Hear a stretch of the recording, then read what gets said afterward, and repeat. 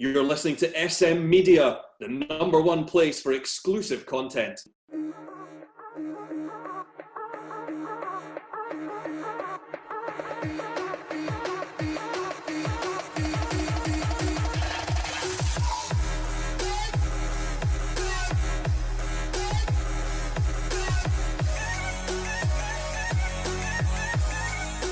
Hi everyone, and welcome to the latest episode of the Scottish Football Show Extra right here on SM Media. I'm Scott McPike. It's an absolute pleasure to be your host as always. We've got a Beith special this week in the show. We are delighted to be joined by the manager, Brian Young. Brian, it's a pleasure to welcome you on to the show. Thanks very much for coming on.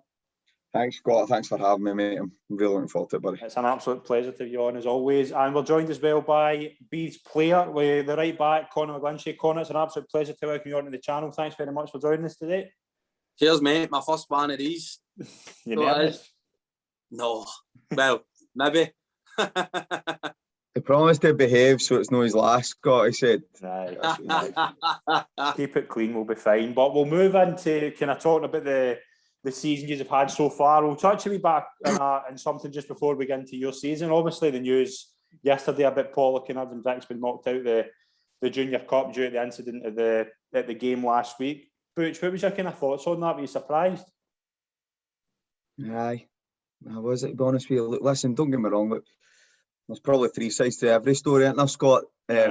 Each side and the truth. But look, for me, I'm disappointed a wee bit, right? But not just because of the outcome. I don't know the investigation. I don't know the full story. But see, for us, you want to go and win it, and you want to go and win it against the best teams, and you want everybody you want to win it the right way. So for folk to get knocked out, it's a bit of a shame. And look, we don't know. You're only hearing rumours, aren't you, Scott? So look, you can't judge anybody, and it's pure rumours, isn't it, pal? So the biggest thing for us is, in my time in juniors, I've seen a lot worse. Well, I've seen teams have police horses come on the park and everything, and nothing really severely happened.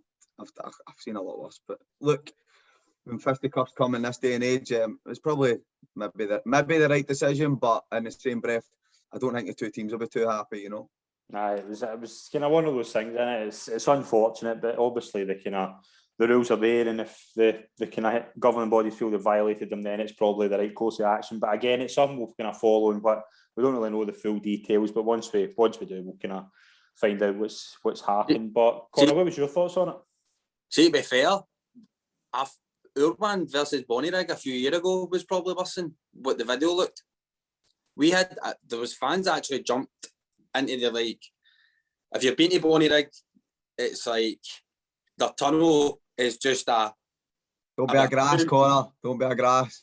A 2 metre width bit, and a fan just started jumping on and hooking players for Bonnyrigg because we scored in the last minute to beat them. You scored. You love a last minute. No. I made it one each. Big Mark McAlpha. 2-1. There's a story. There's a goal in there, didn't we? I only remember the ones I score. Don't remember the ones I miss. No, but always I thought our one looked, well, being there, it was worse than what Pollock one looked. So I think it's a bit harsh, to be fair. But it's funny. It's not up to us. You want a club to be put out of the cup due to football reasons. I'll leave it there. But look, listen, you're right. If the authorities have made the decision, that's the decision they'll make, and that's what happens, isn't it? Yeah, we'll move on to talking about the season you have had so far. As I said, 8th in the league, 6 wins, 4 draws, 4 defeats. Butch, at the start of the season, would you took that at this time? Obviously, it's been kind of up and down, and kind of good runs, a couple of bad defeats. What's been kind of your thoughts of the season so far? Scott, I appreciate the question, now, right? And I'm going to do something a wee bit different here, right? And I'm going to put you in the spot for a wee change. How do you think I should feel right now with that score, and tell your honest opinion? What do you think? See, to be fair, I think that the results kind of. I've not seen you. I've seen you once this season, I think, and I think it was the Darvel game. I think I'm right in saying Darvel were the better team. I think that's fair to say. I think you're in glue there, but right, okay. Nah, I'm only kidding. No, listen, okay, no, right. So what do you think? What do you think of the results then? What do you think? You kind of put me in the spot there. It's usually me that's asking the questions. No, I was just thinking for an outsider like that. sometimes that these are the opinions. Like, you're right, you've not been at many of our games, but you follow the West of Scotland very, very closely and quite, very high detail. And I was thinking to myself, well, what's your thoughts on it? Do you think they've done all right? Do you think we could have done better? I know there's a few draws that I would have thought you would win. Right, so listen, that's my point exactly, right? So what you've just said there, and we spoke about it probably last year as well, was the biggest critic for me was we drew too many games. Yeah. We spoke about. I mean, Saturday's probably the best example of that, I would say. Saturday, Troon. Yeah. Benburb. There's games like that we want to win the game, and we're coming away with a draw. So for me, yeah, it's been drawing too many games is not good enough. If you want to be competitive at the top end of the table, not losing games of football is great. It's great. It's a great, going undefeated. It's great. It's superb. It sounds good, but drawing too many games is just like getting beat too many games, So, but in a positive note, the boys have been fantastic, great running. They've been digging in great, and look, we're all learning together. The character's been superb within the team. So, yeah, has it. It's been a bit bitty start, to be honest with you, but it's like that, and it's that sort of start. But hey, we're moving forward, and I feel as if we've got a good run going forward now. Saturday's result was a wee bit flat. Made us a wee bit flat, but I'll tell you what, we've had built a wee bit of momentum, and the spirit's great within the camp, to be honest with you. Connor, what's been your thoughts at the start of the season? Are you kind of taking the positives more than the negatives, or has it kind of been kind of stop-start? What's your kind of thoughts so far? No, mate, but I can be honest about it. I feel as if we're pure inconsistent, but like Butch said there, we are building it. We're getting towards where we want to be playing wise, but at the same point, I think we're quite naive at times. Where, i.e. Saturday, I thought we looked as if we were 3-1 up, thought the game was done, but it wasn't. It was evidently it wasn't, and it's a sucker punch because Saturday was. Honestly, I can't stress enough how annoyed I was on Saturday. But at the same point, we've not been beat. I think that's 11 games. We've not been beat or something. And you just have to keep. Zero league, it's the hardest league you could play in. Every week you're going into, where it be Talbot away, Darvel at home, Rutherglen at home or Rutherglen away. Every game's a pure slog.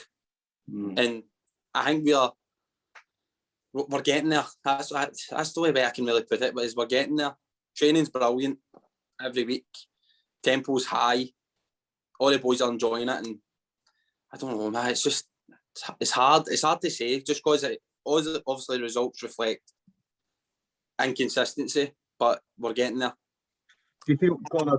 Sorry, Scott. Sorry. Do you feel that I feel as if it's like Saturday's a perfect example of 85 minutes to a game, and in 85 minutes, I feel as if there's times where at this moment in time, for individual errors or different, we're getting punished for them severely. So, you know how sometimes where you maybe ride that and you maybe get away with it, and I'm not saying that's down to luck or whatever. It's just about cutting out the individual errors at certain times and decision making within certain times. If we can get the consistency of that, the general play and the way that we go about our business and how hard we work and etc. has been fantastic. It's been great. From the start of the season to where we are now, we've just grown and grown and grown and grown. I feel as if the momentum's going forward. I feel we're getting really punished for just individual errors at times. It's been evident that. Yeah, I'm just going to clarify. It wasn't the Darvel game. It was a co-winning game. Oh well, you're not going. I totally agree with that again. That was the last game you lost, wasn't it? I think it was. Aye, because you went 6 games. See, the kind of big losses to kind of Pollock and the Buffs, were they hard to take, Butch, because of the kind of man of the goals you were conceding? Aye. Oh, aye. Aye, well. Aye, yeah. Aye, well, there's a lot of sleepless nights there and thinking, how does this get better? And what? Aye, listen, there is a lot of that, especially me being new. Aye, I'm always holding myself accountable and thinking, what could I have done better? And yeah, the Pollock one especially, the co-winning game, aye, it hurt. Obviously, it really did hurt. Connor's fending off in the game. You could send off that day, that's right. Same in the same Never breath. They get two goals, a bit of magic, you know, and the first half was pretty peachy and it wasn't great. Probably could win an edge, to be honest with you, with a bit, but without really creating crazy amounts of chances. And the Pollock game, we got another guy sent off, and then before you know it was just a bum. We'd still be playing it out, to be honest with you, Scott, and I don't think we'd have scored that day. It was just one of the games, you know. But as we said, we've dusted ourselves down and we've reacted. Connor's right, because every game is a Pollock, a Kilwinning, a Talbot, you know, or a Benburn, a Bonington, a Blantyre, you know, at Glenafton. There's not an easy game in this league, but you know what? It's exciting. It's brilliant. And how good is that? It's so good. Yeah, definitely. Connor, there's big wins in there as well against obviously a 5-0 win against Largs, 4-0 at home to Hurlford. There's some big positive games. What's been kind of the highlights of the season for you so far, game-wise? I think the Largs one was a big one because it was straight after we could beat Af Cumnock in the first game of the season. I think the boys, we were all getting into the season expecting us to go and play and go and just wipe our teams. I think a lot of boys wanted that to go and happen, and it didn't happen that day. So when it came to the Wednesday and we played Largs, we just blew them away. Mm-hmm. Like we should be doing, in my opinion. We should be going out and blowing teams away. But again, every game's hard. But that is probably the best we've played. Maybe Hurlford as well, actually. Hurlford is probably the best we've played, actually. I'd say 4-0 against a team that's above us in the row. Yeah. And a lot of teams seem to be struggling to beat them. And they came to Bellsdale and we put our foot down. That was it. Worked hard to 90th minute, never gave him a sniff.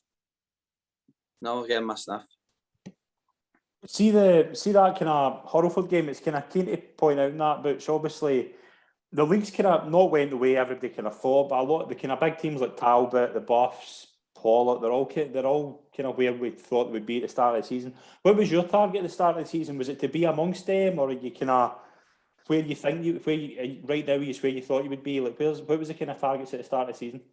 Lifting the trophy, Scott. I'm not even joking. I can't even. Honestly, I'm not even kidding. Like that committee laugh and stuff like that as well. See if I put any targets on 8th, 9th. What is that saying to my players? Like, come on. In all seriousness, even now, I'm still thinking, how not? Like, what can happen? If they're like, look, that guy's not a realist. But at the end of the day, see if you're competitive within the league and you're getting good runs, it leads good steads and cup runs, etc. It just breeds a healthy dressing room. Everybody's happy when you're winning games of football. So that's it. And I'm not even lying. It was us to go and win. And Connor's right. We started the season thinking we're going to go and blow teams away. Mm-hmm. Like, we're ready for this. I felt as if we were fit enough, and we just, there was maybe a wee couple of things missing, and then I don't even want to talk about players missing and all that, because it's happened to absolutely everybody, you know. And sometimes you go, okay, we've got the worst luck, and it just seems like that because that's how close you are to it. But no, we're getting consistency now, and we're getting players back, and I feel as if the fitness within the squad's getting. So Connor agrees about it, but we're getting so much fitter, I would say, about the squad. And but I know it's great, and yeah, you're right. The likes of the Hurlford game, I thought we were really impressive that day. But then you see them, and everybody thinks, oh, there's Hurlford. They were undefeated all the way up to then. We go and blow them away, and then they go on this crazy run. And I hate talking about games when we get beat, but I really thought the best that I've seen is, the most exciting that I've seen was probably the first half against Darvel. I thought we were really, really up for it, and it was just, we looked like a proper side. And then moments that we get beat still, so that first half's irrelevant now to me. But yeah, there was spells in that game. I thought, wow, if we can keep this consistency, we could be really, really at it. So that was exciting, to be fair. Connor, obviously for kind of last year, obviously we know the season stopped, and it was a few months where you weren't playing. What's it been like getting back into the kind of routine of playing? Obviously it was Saturday, Wednesday at the start of the season. Has it been good just to get back on the pitch and playing football as much as possible? I could have told my head out, honestly. See, since I've been a wee guy, it's just always been football. My missus even knows that football comes first. She's wanting me to go away Monday nights, and I'm like, no, I've got training. That I'm there. I get paid to be there, so that's it. Football comes first. And honestly, seeing that I was after that 6 months, it was just hell. Mm-hmm. You're scratching and kicking an imaginary ball about the house. You know what I mean? I wanted that back so badly. It was unreal. Even if it meant you were doing it illegally or whatever, I was dying to do it. We never done that, by the way. Let's just put that out there. We never. I was away kicking the ball about my pals. Every day when I was off work, I was away doing the Astro with my pals. Just kicking the ball about, doing some fitness drills, whatever. I was away just doing it. I think I was doing it with... Don't grass him. No, I won't. Good decision. So I have to admit, Scott, Conor has been probably the ultimate pest regarding that, right? In a good way. So it just showed the guy's mentality and how much he loves football. And listen, seeing the same breath and what it meant to everybody's mental health to just get out there and be about the boys and that again, it was so important, you know. So Conor was always like, when can we get a part? Like, what's happening? Can we get something booked? And do you know what? And his defence, and we've done PT sessions and stuff, and he hated them like. But I feel as if it was important for us because it was really all we could do. I need a carpet. It was good, wasn't it? How good was it? Not good. Need a new carpet. So Scott, that's how good it was. That's the response you're looking for as a manager, isn't it? Boys were trying to go to their work next day and couldn't feel their arse. It was as if you'd just been bent air. Nicole was superb. She's brilliant. I was delighted with her. But see, obviously, kind of, again, touching on that kind of shutdown where it was a few months of no playing. Obviously, the fans weren't there for the first wee while and then they're back. How big has it been to have the fans back at the stadium and kind of getting back to normal and from a football perspective? The only way that... So... It's been weird, and I feel as if maybe some folk are a wee bit apprehensive still about fully committing and coming and look, you've seen that probably with volumes. Now, one game which I was probably my first derby. Conor's been involved in a couple, but it's not been one in a while. And the Kilburn game was honestly, Scott, it was electric. It was brilliant fireworks before the game, and it just felt like fans are back. That was the moment, and you know what? And with success and stuff like that, it can breed that on a weekly basis. You would hope so, but it's still that derby feel. It was, do you know what? That was one of the first times that I genuinely did think, by the way, wow, fans are back, and this is what we play football for. This is what me as a player, this is the days that I'm thinking, wow, this is a moment, and it's all about now making it the best day ever by going and getting the result. See, if you don't get the result, see all the fireworks and all that, that's irrelevant. But you go and get the result, it makes a day. So yeah, that I have to admit, so important. And listen, it helped us. Conor, it helped us. It was brilliant that day. It was absolutely fantastic, wasn't it? Oh, brilliant.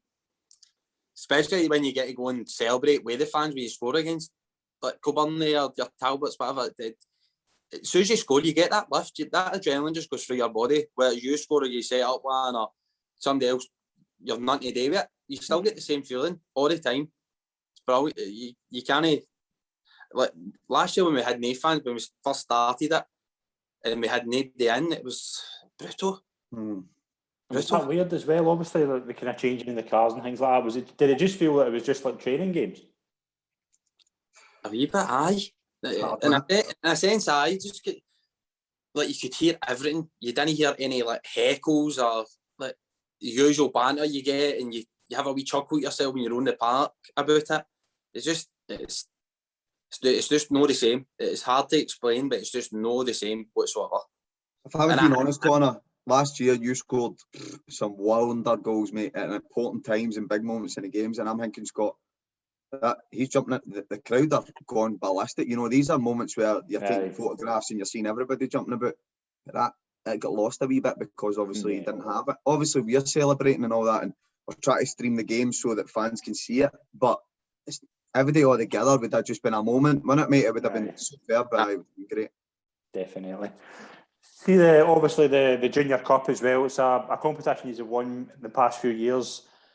Good start. Wins against Maud and Coulter. I hope I'm pronouncing them right. But then it's obviously away to Garkale in the third round. Butch, how big a competition's that? Obviously, you're one of the clubs that have chosen to kind of take part in that competition. How big a conversation was that with the board to keep the tradition of playing in that tournament? How big was it? Or how big it was a no-brainer. Well, let's not be kidded. I don't want to go and talk. Well, obviously, I'm going to go and talk about it. So we've kept the Beith Juniors name as part of it because I think it's very important to remember where you came from, right? Yeah. Now, I can understand why people would get rid of it. I totally get it, no problem. But for us, as a club, we sat and we spoke about it, and the Junior Cup it's like holy grail, isn't it? It's just everybody loves it. It's so big for me. All the boys talk about it. Everybody talks about Scottish, and do you know what? We don't know how long this might even. You don't know. This might be the last one. It might not. You just never know. So it means so much to the club and the days, and it brings fans together when you get the big moments. And listen, I'm not gonna lie, it's been the best moments in my career anyway. So the Junior Scottish Cup. So I'd love to win it as a manager, and I'd love to celebrate with this group of players. I'd love to celebrate with them lifting the cup. Yeah, definitely. Connor, has it been a good kind of thing for you to be part of the Junior Cup again after kind of 2 years off it? Say that again, mate, sorry. Has it been kind of good to be back in the kind of Junior Cup and playing against kind of the best teams from outside the West and getting that kind of tradition back of playing in that tournament? Aye, 100%. It's just before COVID hit, we'd managed to get ourselves into semi-finals. Yeah. That's the closest I've been. Mm-hmm. Every year, most years it was the quarters or whatever, and I'd never managed to just break that duck just to get into the semi-final. And then it's 2 legs, everybody it could go either way. And I was buzzing. I was honestly couldn't believe it. It was even when we started back, it was getting out of the semi-final against either Broughty or Darvo. I was still excited because it's the only thing I've never won in the juniors. It's the only thing I've not won yet. And honestly, mate, I'm desperate. I'll do anything to get my hands on it. To be fair, it's the only thing I've not got in the trophy cabinet. That's then, like you said, having a good day up getting up to the Mcalpha was unreal. Beith must have been some bus trap. Aye, no, it was honestly, even with the bunch of boys we've got, it's unreal. It's all a good laugh. There's no spitefulness. Everybody's in it together. Even if you didn't go on up there, everybody was having a good wee drink, a good wee beffy on the bus back down, and having a laugh. A few people had to sing their songs and that. Everybody joined in. Obviously, it's camaraderie. I can't even say that word. The togetherness. Aye, togetherness is best, one of the best I've been in so far. We'll touch a bit in your careers as well. Obviously, you both came from kind of different backgrounds, but we'll start with you. Obviously, your playing career would be summed up for your time at Talbot. What was your kind of favourite memories of your kind of early playing career before you went to Talbot? Early memory, what, like a boys' club or what? Aye, like when you obviously went to Kelly, Ross County and things like that. Like, what was your kind of highlights of there? Well, listen, see, before that, even before I went to Kilmarnock, my probably highlight would be at school, and the school team was lucky enough to win the Scottish Cup 3 years in a row. We had a great school team. I know, Conor, I was actually thinking that when you said you hadn't won one, I was going to... Give me one. But no, that was amazing when I was a youngster. You know, it was brilliant. And growing up playing with a school team, and then moved to Kilmarnock and played with the likes of Jamie Hamill, Stevie Naismith, Cammy Bell, big players that actually went on and had a right good career, and we had a good Kilmarnock side, and I loved it, and it was great. It was funny because the head of youth was Alan Robertson, and obviously we played Bonington weeks ago. And I think to myself, I never thought it'd be a scenario where I'd be managing and he'd be managing a team. You know, after he pied me, but and then I moved to Ross County, mate, and I loved it. I was there for 2 years, stayed away from home, 16-year-old, and I loved it. It was an experience. Had a right good education there. You had the likes of John Rankin. I can't believe I'm saying Sean Higgins is educating me, but Sean Higgins, Davy Winters, and then obviously likes of Craig Campbell, the boy Stephen Mackay, and then you Don Cowie. You know, you just had right good pros that went on in some career at Ross County, and it was some place. I actually thought it benefited me going away from all my distractions here and just going and concentrating in the gym and my fitness, and it was great, loved it. And then I decided to come back home like an absolute immature idiot. But hey, listen, that's what happens, isn't it? And I wouldn't have been at Auchinleck if I'd ever. Auchinleck obviously is the kind of the best time, the most successful time of your career.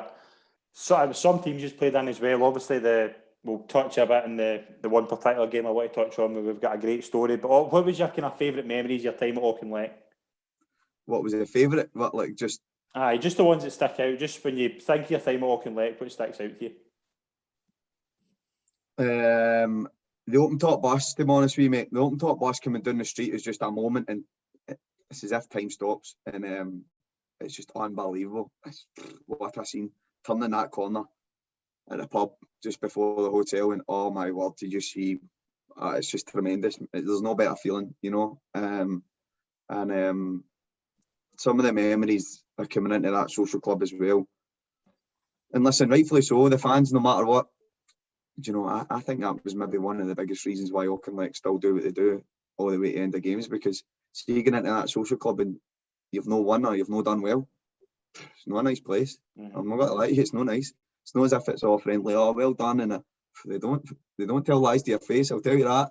If you're honky tonk, they'll tell you, you're honky tonk, and that's it. And that's the last thing you want to be told when you've just been scudded, you know. So the social club, some great moments, big wins, and everybody jumping about, cheering you, standing ovations, you know. It's just, what a feeling, you know. Togetherness is what Connor's talking about. It's about breeding togetherness, isn't it?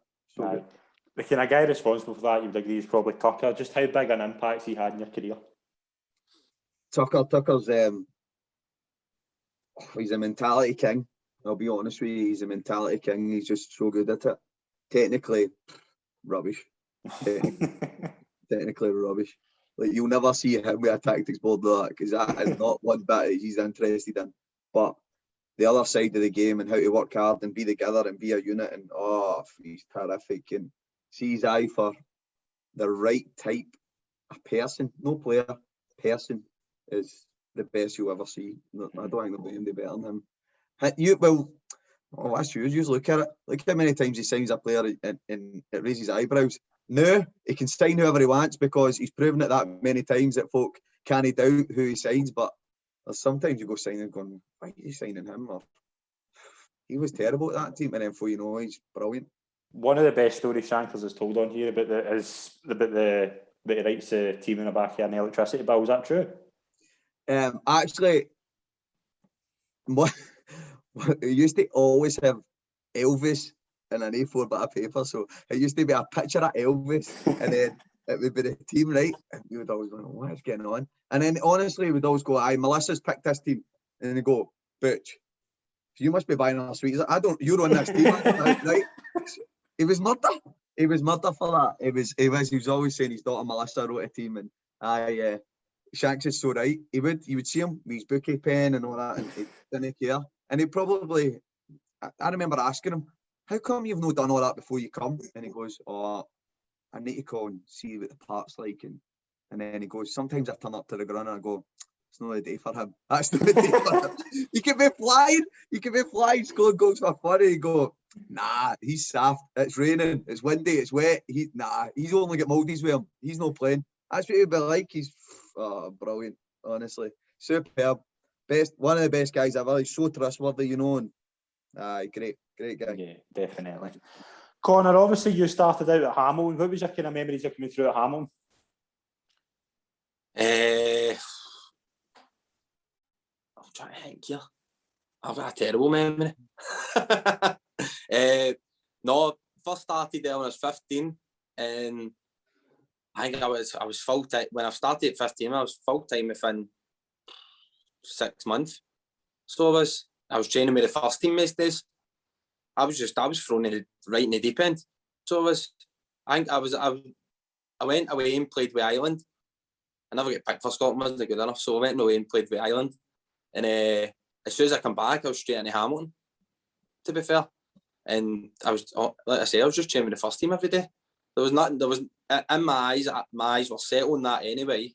And my eyes were set on becoming the youngest player to play for Hamilton. And then establishing myself there, keeping myself in the team every week. But it didn't work out like that at all. Even I could have ran the show for a full week in training. I still wouldn't have started on a Saturday for some reason when I was there. So it was a bit. I didn't as much as I enjoyed it being full time, and I didn't enjoy my football as much as I should have. Aye. And then I enjoyed obviously being about the boys more than I did playing. Aye. You go on to then kind of Peterhead as well, and you're quite successful there. You won at Ibrox, won the league. Like, how good a experience was that to be at Peterhead?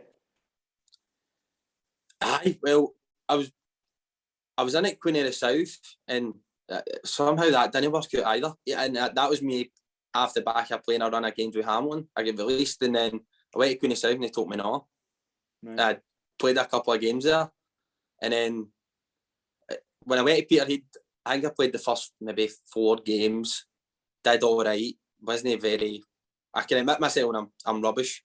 I wasn't very good, but just sat in my position, played safe, and then get sent off against Clyde and never got a sniff after that. To be fair, just the odd sub appearance now and then, or get put on against East Stirling. Just teams like that. Teams we all lighting the flare with, really. Mm-hmm. But no, to be fair, loved every minute. Even when I was on the bench, loved every minute I've been there. The club is pretty much the same as Beith. They treat you with the utmost respect, and they treat you like a king. Anything you want, they go and do. So the chairman up there is one of the best guys I've met in football.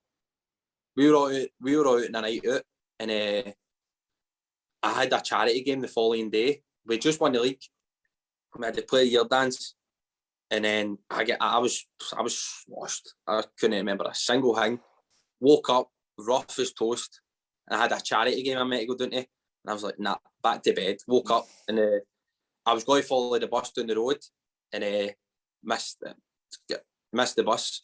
Had to drive down to Peterhead, drive down to Glasgow myself. It's not even that. I went to the petrol station, realised I had no money left. So I was like, I'll go into the club and see if anybody's still kicking about. And Roger was, I think it was a guy called Roger, just handed me £100. Go and fill up your tank and get a munch and go down the road, pal. You've earned it. I was like, happy days. Escape one here. Conor, you owe Roger £100. No, he told me to keep it, to be fair. I said I'd game it back. I said, take out my wages, and never. What did that? When you make a dent in the wages. No, would not.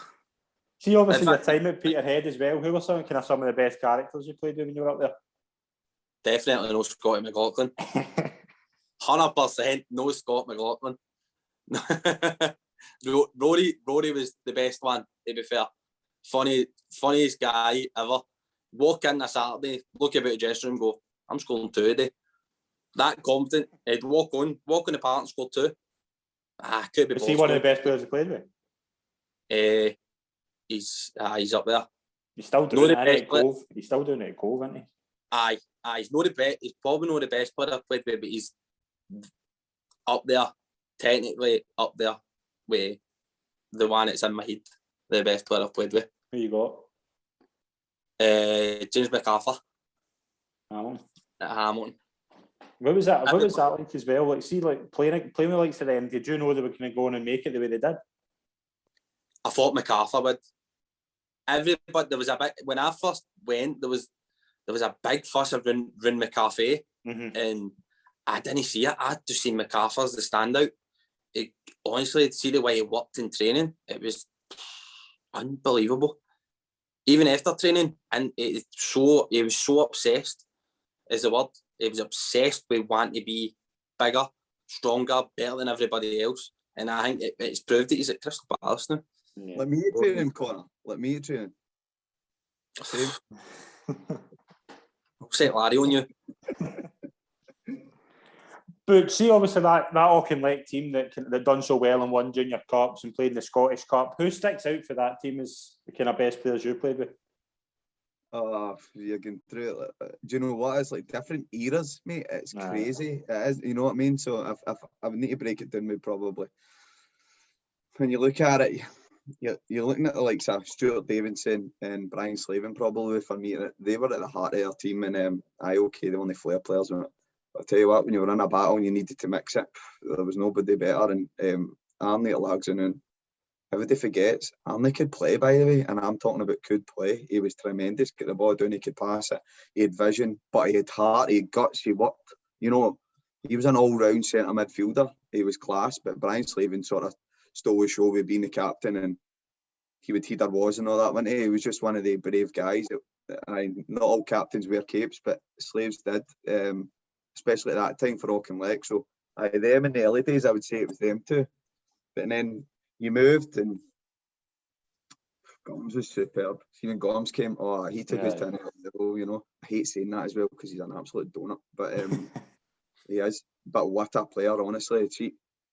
And it just shows you everybody had sort of doubted him, whatever. He went to different clubs and he wasn't at it. Rob Roy and he was doing all right. And Tucker got me, made him an absolute machine. He was one of the fittest guys in the league. And I'm thinking, David Gormley and fitness really don't go in the same sentence. And he'll tell you himself, but look at his state, look at the condition. Tucker made him get in because he knew if he wasn't in that condition, he wouldn't play. It was as simple as that. You look at it now, one of the best strikers in the league, Graham Wilson, right? And I know he's not played recently and stuff, but for the last few years, he's been very consistent. He couldn't get in. Couldn't get in because of him and Mulkey. Mm-hmm. Couldn't get in because of the standards, you know, so it just shows you. So I'd probably say, Gormley took us to a different level. No Mulkey. Butch, again, see, obviously, when you went into the coaching side of it, was that a lot of kind of Tucker's advice as well? Kind of getting, was that always the next step for Auchinleck? What, from going from Auchinleck to coaching sort of idea? Was that always the kind of plan when you were the kind of next stage of your career, was like going into the coaching side of it? No. Was it not? No, it wasn't. No, it's obviously went to Pollock for 2 years. But it was never ever a consideration when I left Pollock. I stopped playing because Scott, I had no time. My partner was, and then I took a manager's job, and oh my God, I wish I get told about time in management, honestly.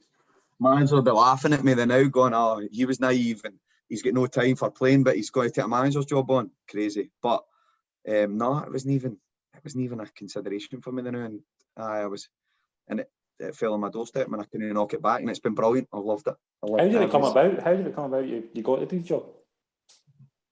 I just got phoned for a fine gentleman called Jim Brown. He phoned me and he just said, look, listen, would there be something that you'd be interested in? Would you like to interview for the job? And do you know what? It wasn't at the time until he phoned me. And do you know, it's maybe somebody showing you a wee bit of faith and saying, look, we've been thinking about you rather than me been thinking about them. And maybe I've just gone, let's see what this is all about. And well, you know, I've got a job. It was great, but also strange at the same time, because you look at the team that I took over, I probably played against them for years playing against them. And majority of the team was older than me. Mm-hmm. So it was a strange dynamic, but one thing I will say, every single one of them were superb with me. They were great, absolutely brilliant, and it's just testament to the team and the boys that they were brilliant, every one of them. I mean, honestly, absolutely brilliant. They were superb, and I know there's been a lot of changes, etc., but every single one of them were great when I walked in the door. You know, there wasn't any big egos, and as Conor said, we went into semi-final with Scottish for the right reasons. It was like everybody stuck together and they took the training on board, and I think that helped. Conor will probably be able to tell you a bit different, but I think that helped. I think they helped with the intensity of the training, and the boys actually enjoyed being there on a Monday and Thursday. When I was there, no, forget about what happened before or whatever, but when I was there, they actually enjoyed being there at the training. I might be wrong, but I feel as if that was the biggest benefit. Yeah. Conor, obviously you went to Arthurlie after you left Peterhead. What was your kind of thoughts when you first heard that you could go down to Arthurlie? Well, I got offered a new contract at Peterhead, but see, because I wasn't playing, I wanted to enjoy my football, but most importantly, I needed a job because I knew football wasn't the path that I was on anymore. So my first thoughts were to get a trade behind me, and funny enough, I was in at Pollock before that. I was meant to go and sign with Pollock, and I ended up signing with Arthurlie. Rivals. What? Rivals. I'm not bought. No, I was about to sign my name. I ended up going to Arfley because there was a guy, Billy Peacock. I think he might be still at no, he wouldn't be at Grafton. Might be at St Cadoc's now with Southie. He was in Turner Access and he's like, I can get you into a scaffolder's job. I was like, aye, okay, sounds good. Which I've totally regret it. Still doing it this day. To be fair, he got me a job and then I was like, I'll sign here. That's it. You've got me a job. They're paying me a full-time wage virtually because Billy got me that job. I was like, brilliant. So I think I stayed there for 2.5 years. Won the West, to be fair, but every year was great in relegation. Nightmare. What a team we had, by the way, I know. To see it individually, what a team. But see it together, wow. Want to fight with each other every week, to be fair. And that was the only thing that was wrong with that team. Because every player that left individually all went to a better team than Arfley. And do you think Arfley will bounce back for that? Do you think they're obviously started really well this year? Do you think they will go up and kind of be where they kind of should be, probably up towards the top of the league? I think they'll come up. I think that's the team will come up for that league. Signed brilliant, to be fair. I think what was it? There was a few people in the background that shouldn't have been there. And I think there was a few things happening that shouldn't have happened when I was there. I think that's all changed now since that new managers went in. I think he's just went in, cleared all out and started afresh, which was the best thing that could have happened to them, to be fair. Obviously then you went on to Beith and you're still there to this day. Like, what's your favourite kind of memory so far of your time at Beith? Winning the league. By a long shot. Mm-hmm. But last day of the season, playing Govan at home, we needed Talbot to draw or get beat. But our game had finished about 10 minutes earlier. And the whole place was dead. But no, during the game, the whole place was dead. Even we were 6-0 up. And then all you heard was fans getting after them, 2-1. Okay. So we even got a lift for that. Started battering them even more than what we were. And then all of a sudden, final whistle goes where everybody's on the pitch. And then we're all waiting. 2 each. Everybody's getting after them, And then somehow Twitter went just totally blank. Nobody could say FT, Cumnock and Talbot, 2 each. Nobody knew if it was full time or half time. And as soon as we heard the final whistle went, honestly, what a day. All went back up. All went up to Beith, into the pubs. Everybody banged your bevy, parading the cup to them all. Everybody loved it. Everybody was on the pitch, and somehow we had the trophy at Beith. I know that day.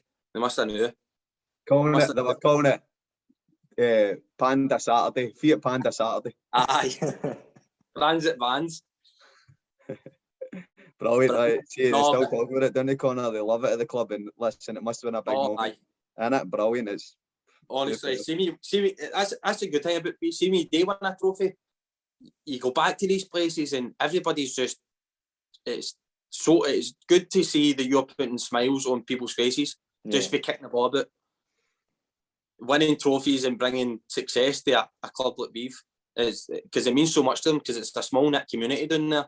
It's not the biggest of places, and I think it means so much to them that we've won a trophy just as much as it means so much to us for winning a trophy. Yeah. I've given a few of my medals away for winning trophies to fans, and the thanks I've had is unreal. So it is. Brilliant. Right, we'll move on to the kind of the round of the show where we put you in the spot. Obviously, it's where the manager will give you the quick fire questions round, and then the player we do the teammates round. So we'll start with the quick fire questions round with Butch. You ready here? All good? Mate, here we go. Right. This is the worrying bit. On we go. First and foremost, Steven Gerrard or Ange Postecoglou? I'm really bothered about Rangers and Celtic, but I'm a Liverpool fan, so Stevie G all day. How much has the infrastructure changed at the club since you first went in? Oh, massive, massive. The changing rooms, etc. And what I would say is I've seen other clubs and there's no jealousy at all. I wish everybody all the best, and our club needs to move at the rate where it's comfortable for us financially, etc. And yeah, we try to progress, absolutely. There's always continued improvements all the time, but the difference between the changing rooms and the facilities and the environment that we can build for the players with physio rooms, etc. It's a new level now. It's brilliant. It's superb. You can Conor will vouch for that as well. It's superb. It's brilliant. It's tremendous. I can't speak highly enough for them in the effort. But it's not just that. It's they maintain the standard. It's not like, all right, it's all shiny and new, and then before you know it deteriorates. They're maintaining the standard and keeping it at a high level. It's fantastic. Yeah, definitely. How big is the club's ambitions to move up the ladder in the pyramid system? Massive. Well, my ambitions is massive. I want to win everything. I'm not tough. I'm terrible. I want to win at training. I want to win everything. It's just all about winning. But without a doubt, I know some clubs, if we're being really honest, I know some clubs will be a wee bit mindful and thinking, can they financially afford it in the first couple of years? You ride that wave and you get that excitement, but it's sustaining that and keeping that standard. But yeah, without a doubt, the club standard is what to be as high as you can. And see, if it wasn't, everybody would have stayed in the Junior League. Everybody's moving to the west of Scotland because there's that carrot now. So see, for them that says that they don't, they're kidding themselves on, or maybe they've just moved because everybody else was. But for us, being one of the teams that go and compete in over the last few years, we want to succeed massively. You can pick 3 players for your rivals in the Premier Division. Who would you sign?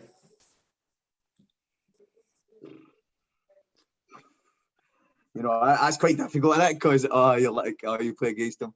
I'll pick 3 boys that I played with that are still currently playing, right, that are fantastic.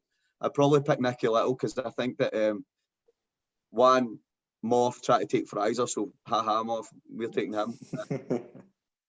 So I would take Nicky Little because I played with him, not just how he can score goals at important times, but he's such a right good lad with a right good mentality.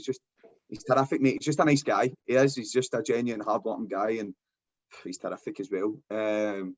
Sean Fraser at Pollock, I think very similar, where if you look at him in the big moments within Pollock, it's always his name that pops up with either controversial or positive, but mostly positive. He's been about the game a long time, and he's got a terrific attitude. He's fantastic, and keep the ball off you in a phone box. If I'm being honest with you, he's brilliant. And can't believe I'm saying this. Mark Shanklin, because you'll be buzzing. I know one, but look, I could easily sit here and go, "Oh, Andy Leishman, right? Andy Leishman." But everybody says Andy, but Big Andy's. Everybody would say that, right? But Shanks is a game changer. Look at him the last 3, 4, 5 weeks, and I was speaking to Tucker yesterday about him, and I was just saying, just terrific. Like, it comes on and changes a game like that. Like, it's too consistent for him. He's top level, and Mark's the best trainer I've ever seen or ever trained with, like ever. If you see him live and training, and sometimes you just want to grab him and go, "What are you doing? Like, how are you not doing that on the park all the time? Like, what are you doing?" He is one that could have went to the next heights, and he knows that himself. He probably says that himself, but he could have went next level. He's terrific. Best player played with? David Gormley. Who's the worst? Who's the worst that I've played with? Willie Boyd. Plays with Talbot, innit? Is he be fair to Willie? He was really consistent. He was always the other team's best player. He was brilliant, man. He was so good for that. It was great. Willie Boyd's always the best. He's got here. I'm only kidding, Willie. I'm not really, but I'm not. Favourite manager in the league? Favourite manager in the league? I'm not going to go with Tucker. Favourite manager in the league? I don't know. Favourite manager in the league? That's a hard one, isn't it? I quite like Dan Henderson. I think he's honest. I know a lot of people say that, but I really like Dan. I think he's just an honest speaking guy. Isn't he? I've played with most of the managers. I've played against most of the managers, but Dan's probably to sit in the fence. I'd probably say that I've got a lot of time for Dan, and but you've got right good managers now. Like some off speaks very well. Mick speaks very well. You're just looking at them and you're thinking of the players, and they speak so well, and they're promoting us. It's brilliant. It's superb. I think we've got a real good. But you look at it, it's all managers are boys that have played at this level and know this level. Yeah, that's what I really like about it. It's good. Win the league or win the Scottish? Scottish. Best character you've had in the dressing room? Derek Anderson. Derek Anderson. Derek Anderson used to have a swag bag. He'll not mind me saying it. Do you know Dale? Do you know who I'm talking about, Scott? Do you know? I know the name. I know of him. Yeah. He's the head of youth at Morton now. Yeah. He's been a family for a long time, and Derek Anderson, and he was always one for bringing roadkill into boys' bags and all that. He would pick it up. He made me pick up a deer one time and put it in the back of my boot. Absolute idiot. But it's just, that's what he was like. Venison, he'd be like, right, get that back in, and he knew a butcher, and he's murder. He's just always up to no good. And in a night it was brilliant. I remember one time, I think it was a testimonial. I've got a picture of the big man getting a big afro wig, and he's got a string vest and comes in his pants with his bag in, chips and egg doing it and all that. He's like, right, what's happening, Tucker? Am I free today? Like, he's just an idiot. Brilliant, superb. He was great for the chest room. Brilliant. We'll move on to Connor. Connor, we'll ask you these questions, and obviously, Butch, you can agree or disagree, and you can have a wee say to any answer Connor gives. All right, Connor, you ready for these? Yep. Who's the best trainer at Beith? Oh. I've got two. Depends when he trains, but Two, that's one more than me. Nicky is very good in training. Very simple, very effective. Very money. Very money as well. And Steg, maybe. Would you? Steg, I'd say. Steg's always very consistent in training. No so much good at shooting, but brilliant at everything else. That's a hard one and all, but everybody trains well. We Josh Fowler's electric in training. Josh Fowler is electric in training. Needs to learn to pass the ball, but very, very good in training as well. That's a hard one. Everybody trains. Guys are a bit raging with you, Connor. He'll be raging. He'll be sitting here like that. What? I would say, but see, within the tempo that he trains at is very, very high and very, very consistent. The energy that he gives, but it sparks the rest days to kick on sometimes, I believe. But you're right, we do. A lot of boys train well. Again, it's hard because even Danny Neal's one of the best trainers. He's 100% in training. I think he had to pull out 2 weeks ago because his legs were killing him. He'd ran about that much. You know what I mean? So it's hard because everybody puts in the effort just as much as the next person. Yeah. Everybody walks off knackered, so it's hard. That's a hard thing. I would even say myself. What? And the next question I think that's coming. Who's the team hard man? I didn't think it was going to be that one. That's easy. Fries will hate me for this one. Larry McMahon go through a brick wall. So he would. The boy would. Honestly, it'd catch you. See if you take the ball off him, it just volleys you. Just volleys you for taking the ball off him. Wouldn't never pull out a tackle. Like say you've got a big game Saturday, Wednesday night we're training, 5 minutes left in training, nobody's been hurt, the 50-50 ball, Larry will snap your legs to get the ball. He'll go in 100% and just snap you to get that ball. Love it. I love it. And Butch does the key foul, so... Who's the most skillful? Josh Fowler. Butch, would you agree with that? I would say he's so direct, mate. When he's on the ball, decision making at times. Chops. And he's very aye. And see, to be fair, and another one that could probably Stephen Noble. I'm not joking you. The Steg chop. He's like a wizard with the ball at his feet. See if that boy could run, he'd be tremendous. Aye, Steg goes by you if you're not there. That's annoying. You know where he's going. You know why he's going. You can't stop it. Who's the quickest player? Josh Fowler again. Who's the slowest? Me or Steg. Mate, it's going to be Steg, man. He's got a replacement hip. Me or Steg. Maybe Ali, but Ali's filling everybody, so makes him look quicker. Who's the best character? Oh. Nicky's a bit negative for me, so no him. Best character? Happy or Dale Burgess? I'd have went for just pure dry humour. Kenny McLean. Even Kenny as well. They three up there. They three are the funniest. Easy. He's probably a guy that you wouldn't think is funny, and he is. His timing is impeccable. Sometimes it makes you cringe, but he does not care. He doesn't care. He genuinely doesn't care. He's brilliant. Tiny put the ball in the box on Wednesday. Went miles away. He went, aye, Tiny, that's on me, eh? Talking to me. Tiny crosses it, shouts, Kenny! And it goes miles away, and Kenny went, aye, Tiny, you were shouting on me. So good. Unreal. See, one night after training, a woman, Maggie, used to cook his food, right? She made this big pot of pasta. Kenny just went like that, boom, put it in his mouth. Maggie just went and scalped him with a big ladle full of pasta right at him, man. Or a new Puma trackie. Bryan Conner or tomato sauce or it. Who's the teacher's pet?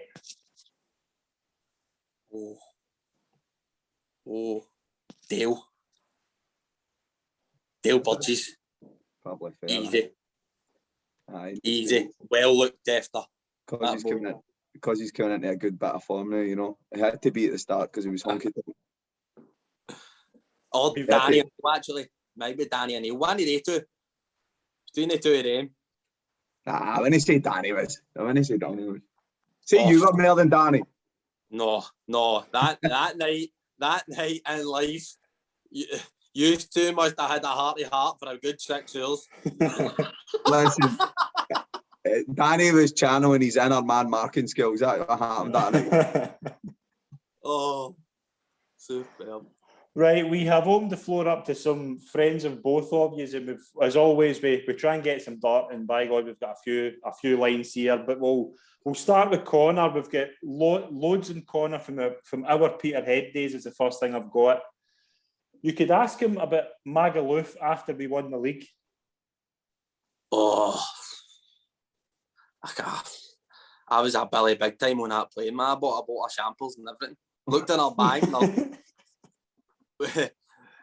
We looked in our bag just before the plane went off and seen the wind bonus had been in. I was like, oof, hello. Straight on the plane. I was sitting down. As soon as it took off, curled out, bottle of shambles right in the plane. And then there was one day we're all out in a pair of Speedos. So there was two boys in the team like, right, Moan, I've speaking to these two birds, these three birds, got to go down to the beach with them. So I was like, I'm not going in these things, man, I'm changing. So I got a pair of shorts, bought a bottle of vodka, couldn't remember a single thing after that. Couldn't remember anything. I was starting down Magaluf, spewing everywhere. With a fish and tuna shirt on. It's a crap shirt night. And I've starting about no phone or nothing. The one of the boys have got my phone to text this lassie. I'm like, honestly, who would take my phone? Why you not text your own? He's like, no. So I eventually found them, right? I was like, mate, I need to go home, man. So I had to stop. Walked all the way down just to go all the way back up the road, still waiting. Had to go. Fish and tuna shirt and a pair of Speedos, something like, mate. Honestly, we get kicked out our hotel. We had to go and find a new hotel after 8 hours of being there. 8 hours of being there, we get kicked out because the substitute keeper. We're going on holiday with you. No, it wasn't me. I tell you that, man. I just walked into a room and it was upside down. I was like, no way, man. Honestly. We've got another one here as well about your time at Peterhead. Can you ask Conor to show you the Doogie dance? I'm not doing it. Absolutely not. I've not done it in about 7 years and I won't do it again. Unless What's the story behind that? Who's Doogie? Teach me how to Doogie. Teach me how to Doogie. What was it? We're on the bus anyway, and I was like, Scott McLaughlin was like, show me your dance moves and that. So I was like, and he started videoing me. It's on YouTube and everything, man. It's a stupid young boy being naive as hell, man. Dancing on a bus, he's sitting recording me. Everything, man. I think there was a few cameras on me, to be fair. Had highlights and everything. I was like, what am I doing looking back at that? I love that. It's on YouTube, man. We'll find that and post a link and we can show everybody that. That would be great. And if you want, I don't mind that. That's class. Who sponsors you and who votes for you in the man of the match? I'm off.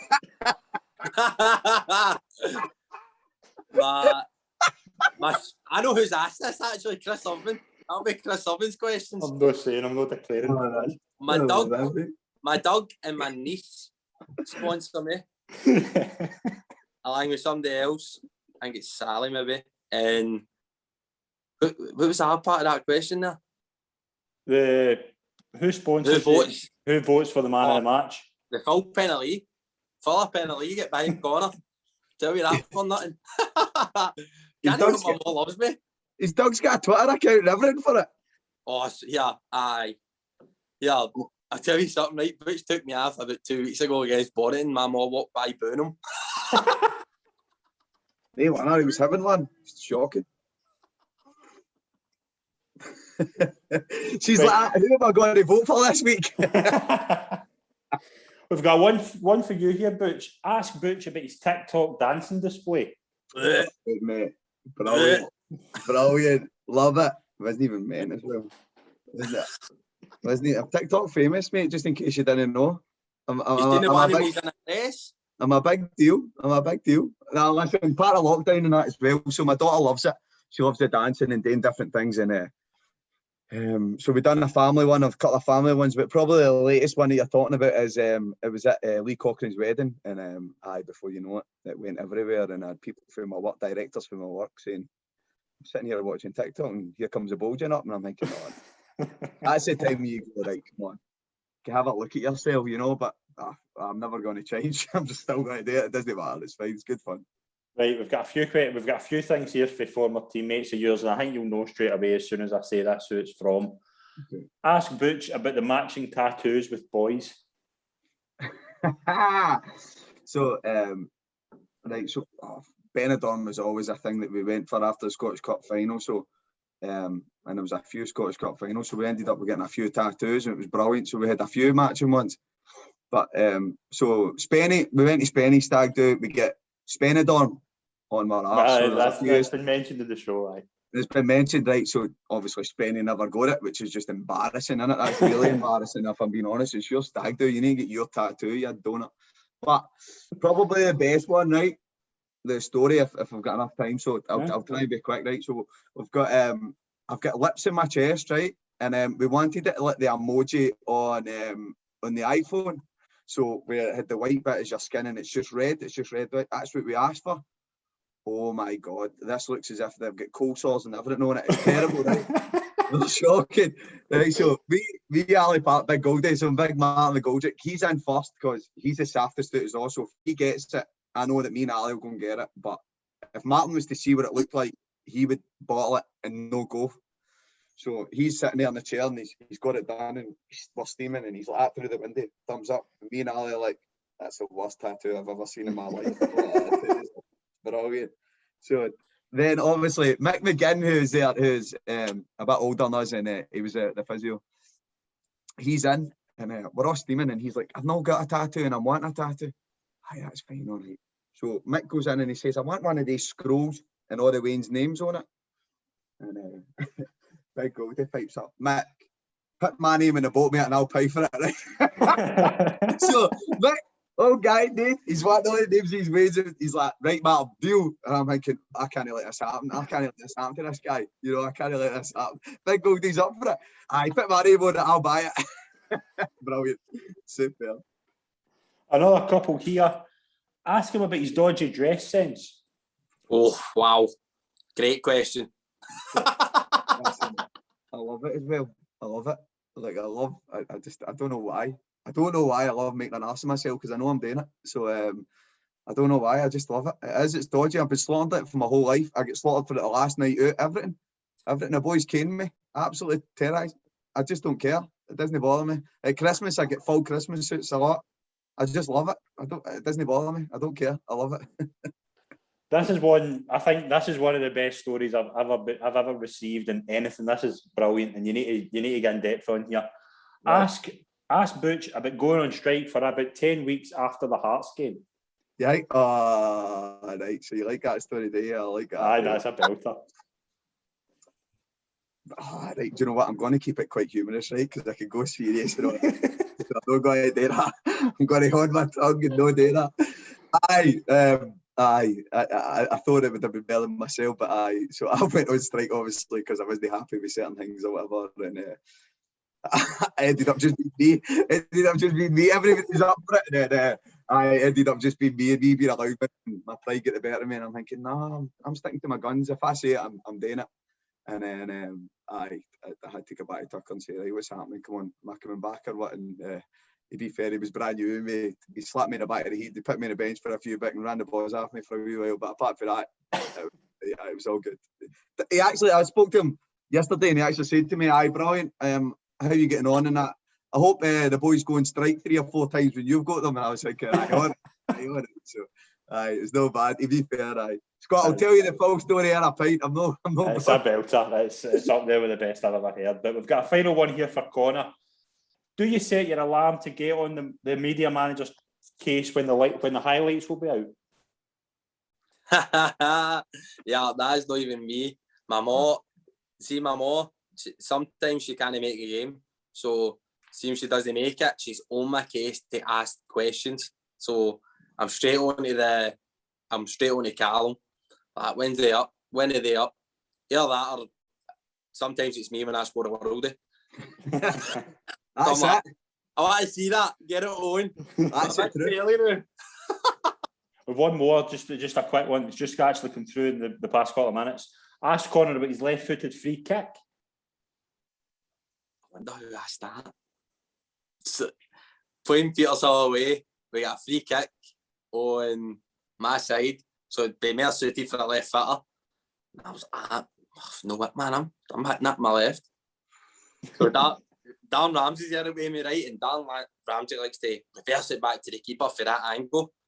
But I'm mostly on the free kicks. Nobody ever really comes and challenges it when I'm happy to go and let them hit it. So I was like, bugger it, eyes. I'm hitting my left foot. And he's like, no, you're not. So I'm standing at the left foot, and Johnny Miller's screaming on, what's he doing? What's he doing? Is he about to hit that? You better not be hitting that. Boom. Turn it into the 5-a-side pitches. For my left foot. He's doing that. Johnny started shouting at Stephen Noble and no me. Didn't even notice Stephen Noble. Well, you're not looking at that. Oh, sorry. Tried it. Didn't work. Do it again. Yes. Brilliant. Finally, just before we finish up, obviously you've got a big game Saturday at home to Clydebank. Butch, how big's that game, and how big a win would that be if you've got the victory there?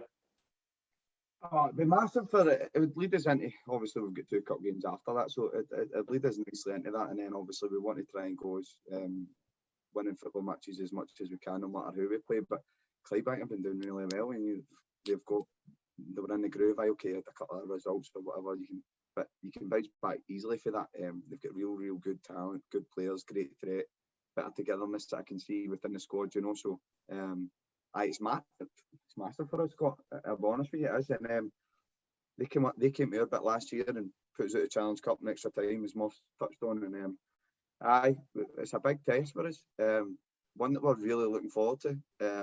And we've not been that consistent with maybe the top teams within the top of the league. So I'd want to be more consistent with the efforts and the results, I would say, against the teams at the top of the table, to be honest with you. Definitely. Conor, what's your thoughts getting to Saturday in the next kind of few weeks? How big in the next few weeks? Obviously a couple of cup games in there as well. Massive to be fair. When you look at the table, it's quite tight-knit, round about where we are sitting now. So I think 3 points goes a massive long way to taking us up the table and being amongst the top 5-6 teams. I think that it drags us into it a wee bit more. And it builds morale going into 2 big cup games. 2 big cup games. It doesn't matter. You need to be in the hat for the next round. So everyone's big. Every round's massive for us to go, because we want, at the end of the day, we want to be going playing in finals and winning them. So, and touching on Saturday, big 3 points. That's it. You need to go and win the game. You need to go to win the game. Yeah, definitely. But all we can do is wish you best of luck for the season ahead. It's been an absolute pleasure for you on the show. Thank you very much for coming on. Scott, sorry to hit, just to finish off. There's a testimonial game going on Sunday the 14th. It's Big Sheza, absolute club legend, you know. So it was just to give him a bit of recognition. He was absolutely terrific when I came in. Terrific when I played against him. Actually, I hated playing against him, to be honest with you. What a gentleman of a guy. So if everybody could come on the 14th of November down to Bellsdale for a half-on kick-off and support the big man, because he's been a legend within the game and he's won major honours, it would be fantastic, mate. Yeah, definitely. We'll echo that. We'll post a link to if there's a link to obviously get involved in that. We'll post that on the description on the channel. But again, it's been an absolute pleasure to you both on. Thank you very much for coming on. It's been a pleasure. Love that, mate. Thank you so much. Cheers, Connor. It's been a pleasure as well. Thank you very much to everyone that's tuned in. Please subscribe to our social media pages and follow our podcast channel and YouTube channel. Thank you very much to everyone that's tuned in. We'll see you soon. Cheers.